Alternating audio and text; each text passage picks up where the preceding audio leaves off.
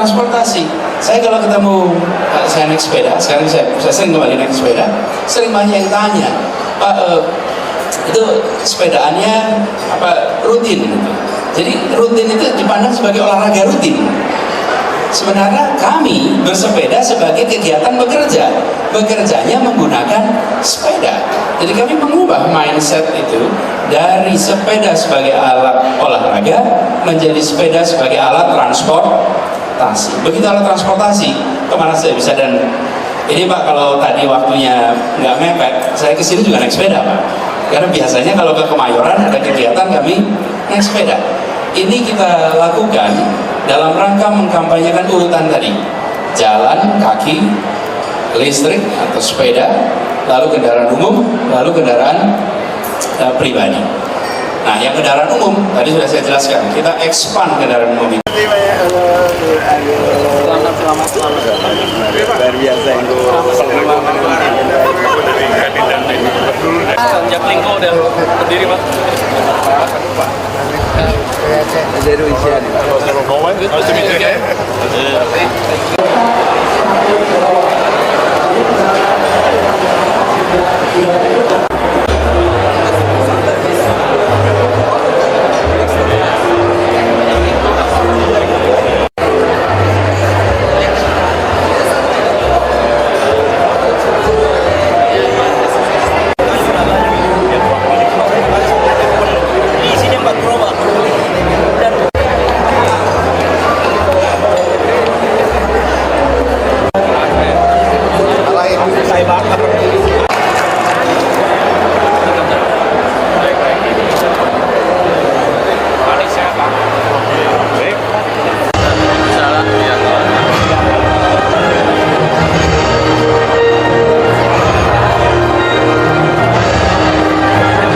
Connect mengambil tema Energy Transition towards Sustainable Energy.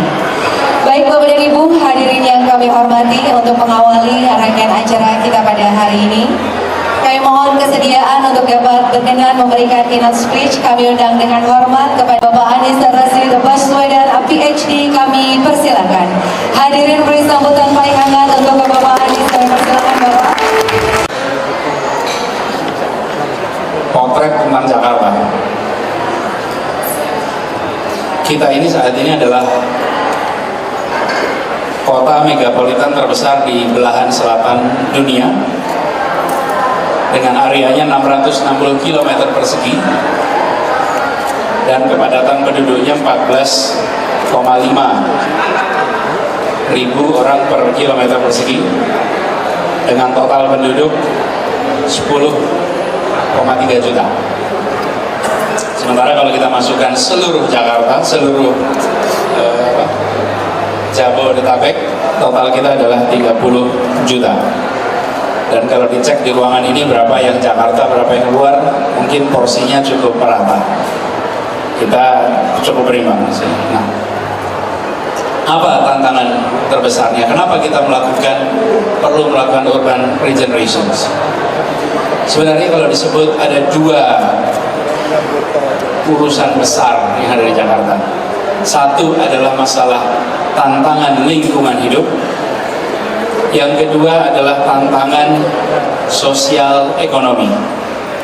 Jadi begitu bicara lingkungan hidup, tiga yang di atas ini adalah tantangan yang terkait dengan lingkungan hidup. Bukan terbatas tiga, tapi ini adalah contoh tiga besar yang kita miliki. Yang kedua adalah tantangan sosial. Tantangan sosial ekonomi yang tidak kalah menantang. Ketika kita berbicara tentang lingkungan, Bapak sekalian, maka kita akan langsung lihat, Bapak sekalian, bahwa di Jakarta, kalau kita perhatikan, ada masalah, udah kita mau masuk musim hujan, ini langsung posisi kita di hilir, ada 13 sungai masuk ke Jakarta, dan hulunya di pegunungan. Air hujan di pegunungan yang sejak dibangun perkebunan teh di sana kira-kira 100 tahun yang lalu menjadi masif dialirkan ke Jakarta, dan itu menjadi problem lintas dekade yang selama ini ada. Itu dari hilir, dari hulu. sisi lain ada dari hulu. Karena dari hulu kita berada di daerah pesisir dengan permukaan air laut yang meningkat ditambah dengan permukaan tanah yang menurun, itu kombinasi yang pas untuk terjadi rob. Air lautnya naik, tanahnya turun. Ini Bapak Ibu semuanya kami rasakan sekali kalau Bapak Ibu jalan ke pesisir di pinggir, apalagi ke arah barat. Bapak Ibu akan ketemu dengan tanggul-tanggul laut yang tingginya bisa 3 meter lebih. Saya diprotes Bapak Ibu dengan masyarakat di sana. Saya datang ketemu dan mereka protes karena tanggul lautnya lebih tinggi daripada ini, lebih tinggi daripada divider ruangan ini. Jadi mereka merasa kehilangan pemandangan laut karena tanggulnya setinggi ini. Terus saya sampaikan kepada mereka apa yang terjadi. Sesungguhnya bukan tanggulnya lebih tinggi. Tanggul ini dinaikkan 50 cm di Tanjung Priok, Pal Priok. Setengah meter naik di Pal Priok, habis itu rata seluruh Jakarta. Di tempat Bapak Ibu tingginya 3 meter, artinya tanah Bapak Ibu sudah turun 3 meter. Sehingga tanggul yang rata itu di tempat ini sudah 3 meter. Ini ilustrasi saja, itu terjadi di daerah Muara Kamal Muara. Ini adalah gambaran bahwa land subsidence bukan merata, harus saya garis tidak merata. Ada beberapa titik dan titik-titik itu mengalami pendalaman. Lalu tentu saja di Jakarta sendiri dengan adanya pembangunan yang begitu masif, tanah kita yang masih terbuka tinggal 8%. Jadi kalau hujan dengan amat deras luar biasa, maka 92% tanah kita tercover, otomatis akan terjadi limpahan air dalam jumlah yang masif. Ini baru yang di atas terkait air saja. Kemudian tentang polusi udara. Bapak Ibu sekalian dari sini, Bapak Ibu adalah termasuk yang paling perhatian. Kita di Jakarta mengalami sekali masalah polusi udara akibat tentu saja satu kendaraan bermotor, tapi yang tidak kalah penting adalah cerobong-cerobong asap dari industri dan pembangkit-pembangkit tenaga listrik. Ini bawah ini soal poverty dan inequality. This is serious problem Bapak Ibu, karena di Jakarta kita punya persoalan tingkat kelulusan sekolah yang rendah. SMA kita 67%. Kemudian bicara tentang kalau sudah nggak masuk lulus SMA, mau jadi office boy aja nggak bisa di Jakarta. Lalu yang tidak kalah penting adalah tentang bagaimana mereka yang berada dalam status sosial ekonomi rendah di bawah itu menghadapi kemiskinan yang cukup ekstrim. Akses kepada kebutuhan dasar seperti air di Jakarta ini baru 62%. Jadi bagi masyarakat miskin di Jakarta, air itu harganya sebulan bisa Rp600.000. Sementara bagi kita yang punya akses pada air pipa, itu bayarnya bisa Rp120.000 per bulan. Jadi saya sering sampaikan, lebih mahal jadi orang miskin di Jakarta daripada menjadi orang yang makmur. Karena kebutuhan air saja mereka bisa bayar sampai 5 kali lipat lebih tinggi. Lalu kohesi sosial kita tahu dengan tingkat ketimpangan yang cukup tinggi, dengan problem-problem lapangan pekerjaan, ini salah satu potensi masalah. Nah ini yang saya ingin sampaikan sekalian. Kita punya tendensi avoiding problems. Kemayoran ini salah satu daerah lama Bapak Ibu. Jakarta itu mulainya di utara. Sekarang utara ini lingkungan hidupnya paling rusak Bapak Ibu. Lingkungan hidup paling rusak, masalah sosial paling banyak, ketertinggalan soal pendidikan makin banyak di Jakarta Utara. Ini meskipun resminya pusat, tapi ini adalah sisi utara Jakarta sesungguhnya. Resminya secara administrasi Jakarta Pusat. Di sini, di Jakarta bagian utara, tingkat kelulusan anak SMA itu hanya 52%. Jadi masuk 100 anak, 48 hilang di jalan. Yang selesai hanya 52. Angka 67 itu tertolong karena Jakarta Selatan yang tinggi dan Jakarta Timur yang tinggi, sehingga overall 67, tapi sesungguhnya hanya 52%, hanya 42. Masalah yang ada di utara berdekade-dekade ada itu, ya soal lingkungan, soal sosial, macam-macam. Apa yang terjadi? Kita cenderung pindah, Bapak Ibu. Kami, bukan kami saya, tapi artinya secara dalam dekade-dekade itu bergeser ke selatan tanpa menyelesaikan masalah di Jakarta Utara. Ditinggal, lalu kita pindah ke selatan. Pemerintah Belanda pun begitu, dari kota lama pindah ke daerah Monas, pindah ke lapangan Banteng. Masalah di utara tidak diselesaikan, land subsidence tidak dibereskan, soal air tidak dibereskan, kita tinggalkan. lalu Jakarta mulai penuh, kita tinggalkan juga ke samping kanan kiri. Karena itu kami menghargai sekali komitmen pemerintah pusat yang mengatakan bahwa terus akan membangun Jakarta walaupun ibu kota pindah. Karena jangan sampai nanti Jakarta ditinggalkan lagi dengan masalah begini. Kecenderungan selama beberapa dekade ke belakang, masalah di Jakarta dilewatkan, kita cari tempat baru, kita cari wilayah baru. Ini yang kita ingin ubah. Karena itulah mengapa kita sekarang mau melakukan urban regeneration. Karena kita tidak ingin ada masalah lalu kita pergi meninggalkannya sebagaimana sebelum-sebelumnya. Ini artinya Bapak sekalian, kita akan menjalankan, ini saya tulis di sini menjadi visi kami kita, mudah-mudahan terbaca. Visi Jakarta adalah kota maju. Satu, maju, langsung. Yang kedua adalah lestari. Itu nomor 2, itu visi kita. Berbudaya yang warganya terlibat dalam mewujudkan keberadaban, keadilan, dan kesejahteraan bagi semua. Kata kunci Bapak Ibu sekalian di sini adalah kata ini: maju, lestari, berbudaya yang terlibat. Jadi kami tidak ingin warganya hanya nonton, kami ingin warganya untuk terlibat. Terlibat itu artinya nanti kolaborasi untuk menyelesaikan masalah yang ada di kota ini. Jadi kira-kira Mas sekalian seperti ini, ada equality, ada prosperity, ada modernity, ada dynamic, sustainable, dan unifying. Saya akan langsung ke sini aja Mas sekalian. Ini yang kami harapkan. Kenapa dengan masyarakat atau Indonesia Renewable Energy Society, masyarakat energi terbaru Indonesia, kami ingin bersama karena kami ingin menjalankan penyelesaian atas masalah yang di Jakarta tidak sendirian. Kami rumuskan masalahnya bersama-sama, lalu kami mengajak pada semua untuk membereskannya bersama-sama. Bukan kita yang menyelesaikan semua, tapi kami ingin mengajak seluruh komponen masyarakat, baik private sector maupun non-private sector, untuk bekerja bersama. Kolaborasi itu bahasa sekarang, Pak. Kalau bahasa tradisional kita namanya gotong royong, Pak. So, that's the same thing. Itu bukan sesuatu yang baru. Dari dulu ya kita gotong royong gitu. Cuman karena namanya kolaborasi jadi kelihatan kayak keren gitu. Padahal ya sama aja. Dari dulu juga kita gotong royong. Nah, ini Bapak sekalian, kami dorong di mana kota menjadi kolaborator dan masyarakatnya sebagai co-creator. Lalu yang kita kerjakan kolaborasi. Biasanya masyarakat kota itu jadi service provider, lalu masyarakat dianggap konsumer. Kegiatannya konsultasi, tapi yang mengerjakan tetap tangan pemerintah. Kami tidak, kami justru ingin mengerjakannya itu bersama-sama. Ini Bapak sekalian sudah kami lakukan dalam beberapa jenis kegiatan yang kita lakukan di Jakarta, di mana kegiatan dilakukan secara kolaborasi. Sebagai ilustrasi yang paling sering kita gunakan, ini contoh ini Bapak sekalian, transportasi.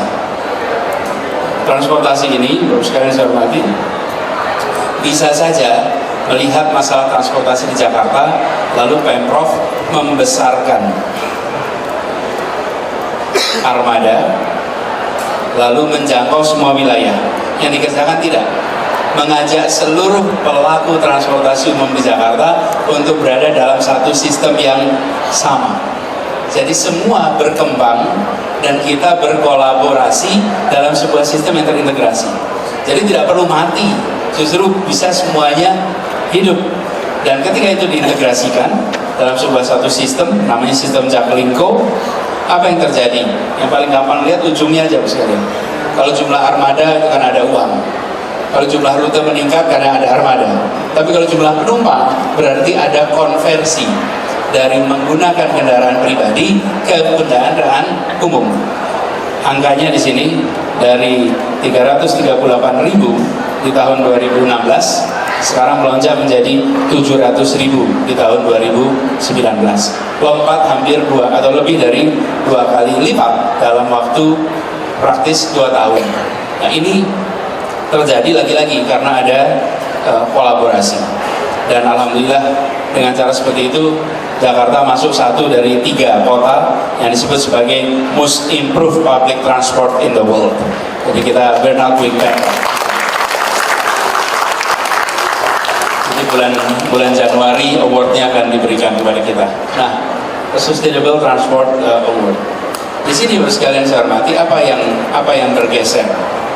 Yang bergeser Bapak sekalian, ketika bicara tentang penataan kawasan urban, ini yang saya disampaikan, urban regeneration kita melakukan penggeseran perencanaan tata kota. Yang semula perencanaan tata kota kita ini berbasiskan pada kendaraan atau berbasiskan kepada jalan raya. Sekarang kami mengubahnya menjadi berbasiskan pada kendaraan umum. Ini perubahan mindset Bapak sekalian. Apa yang konsekuensi dari itu?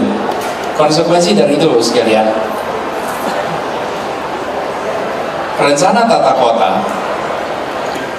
tidak semata-mata mencerminkan rute-rute jalan raya sebagai koridor utama pergerakan orang, tapi lebih mencerminkan pada tempat-tempat yang menjadi kegiatan transportasi umum. Jadi dari berbasis jalan raya menjadi berbasis, kita biasa istilahkan TOD, Transit Oriented Development.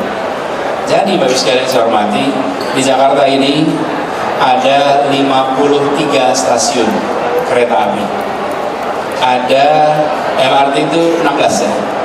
Ada 16, itu 16 ya? 16 kilo. Ada 13 stasiun MRT. Selama ini pembangunan kota kita merujuk kepada jalan raya.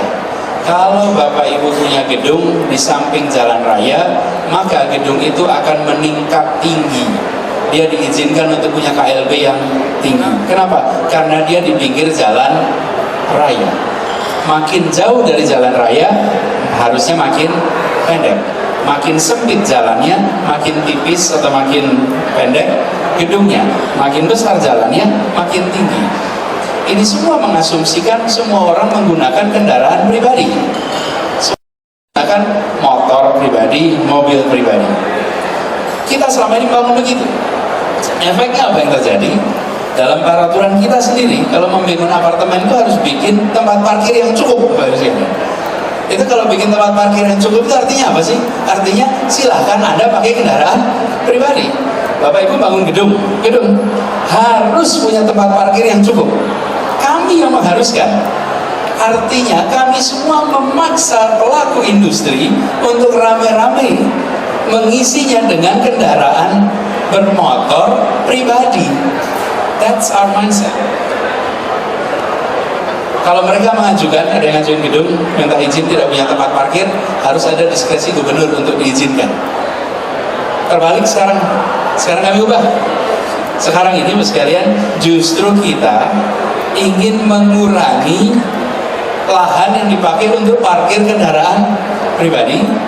Lalu ketinggian gedung tidak dilihat dari seberapa dekat dengan jalan raya, tapi seberapa dekat dari terminal bis, dari stasiun MRT, stasiun kereta, dari halte. Kebayang misalnya?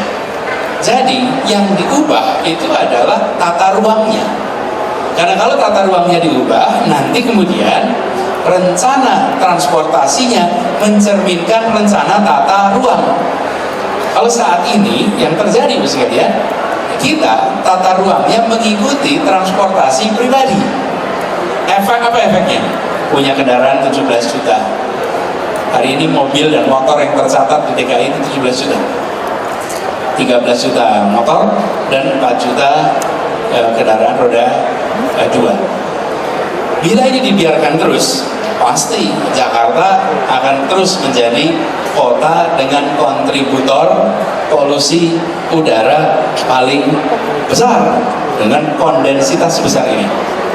Dengan cara seperti ini, sekalian, maka kita ubah perencanaan pembangunan kita berbasiskan transit, tidak lagi berbasiskan kendaraan pribadi, dan kemudian insentif untuk membangun tinggi dekat dengan dekat dengan pusat-pusat transportasi diberikan, dan ditambahkan disinsentif untuk memiliki mobil akan kita luncurkan mulai tahun 2020.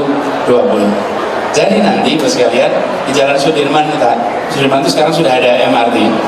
Di sana ada 74.000 slot parkir mobil. Itu kalau yang parkir orang Indonesia kira-kira cukup terampil untuk diisi 85.000.